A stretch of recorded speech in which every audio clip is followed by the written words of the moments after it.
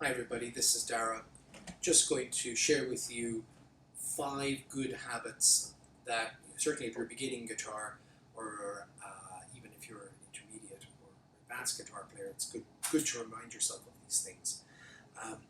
5 habits that I'm constantly coming back to that I probably still struggling with are things like, particularly if I'm playing by myself, I'm at home, I'm practicing, looking at my hands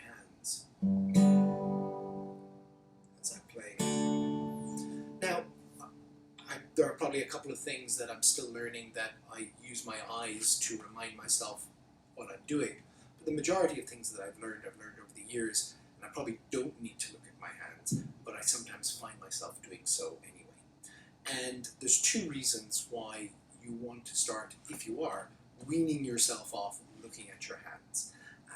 The first one is, from an aesthetic point of view, if you're playing with other people, you're performing and you're in a band and there's 5 people on stage and there's one person that's looking at their hands, they're not really engaging with the audience, or at least the audience thinks that they're not. Everybody else is kind of looking out and engaging with the crowd.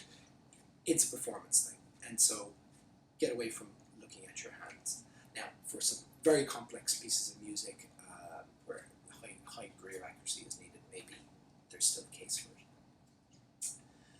The second reason is it's distracting. There comes a point maybe after you've learned something pretty basic, for example, like a major scale, that you actually know it and you don't need to look at your hands, but by habit you still do. And by looking at your hands, your focus and concentration is kind of a visual one, and perhaps it might be more useful to be using your ears rather than your eyes.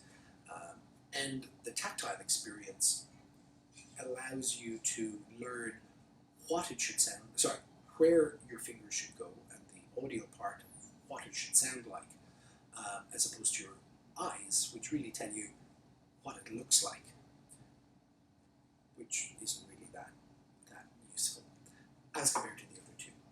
So when you're learning something new and you kind of get where your hands should be going,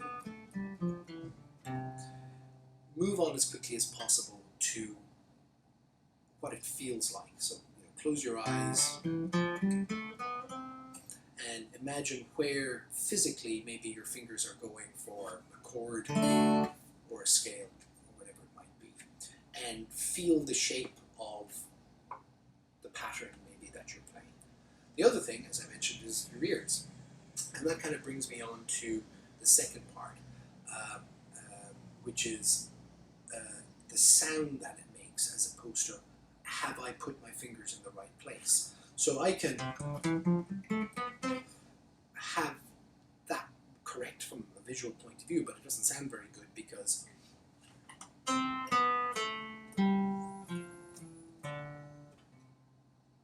not really listening to, am I playing it softly or loudly? Are the dynamics good? Am I holding the note?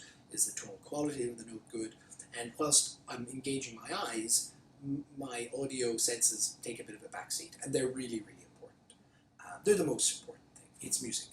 So by not looking at your hands, you kind of force yourself into the feeling and the audio part. So as quickly as possible, try and learn something, but then close your eyes if you need to, or don't look at your hands and feel it and hear it as well. Yeah, now the other thing is I'm a terrible singer. My vocal cords have never done me any favors. And so I was always very, very embarrassed to sing or make noises. I got thrown out of choir at school when I was about 14, once the teacher actually heard me sing. So that wasn't my forte. And as such, because singing is a very personal thing, I know that not just me, but a lot of people then become a little bit embarrassed or build up a bit of a mental barrier around singing. And singing, I discovered later when I was studying music, is absolutely essential, even if you can't sing, and maybe particularly if you can't sing. And what I mean by this is you're making sounds on the guitar vocalizing the sounds that you're making on the guitar is not about becoming a better singer, it's about helping your guitar play. And there's a kind of a cognitive function here, is that in order to sing something that you're playing, something like that, your brain has to conceive the note in your brain before sending it to your vocal cords. And your vocal cords might be all over the place, but that's just the mechanics of how your voice works. The key thing is, by attempting to sing the note, you're programming your brain as to what the note might be.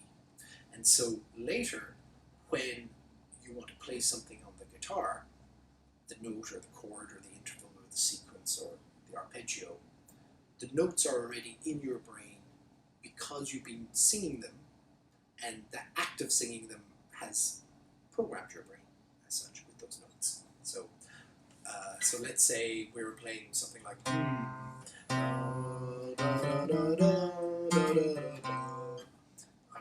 really terrible, but attempting to sing those notes gives me a sense of, in that case, the first few notes of a major scale. So what you might want to do is pick a little phrase, da da da da da da da da da da da, whatever it might be. You'll get more of a fluidity with your guitaring eventually. So don't worry too much about how it sounds in terms of the quality. What you really just want to do is generate a kind of a pitch accuracy as best you can. You're ultimately doing it to play the guitar, so don't be too hard on yourself.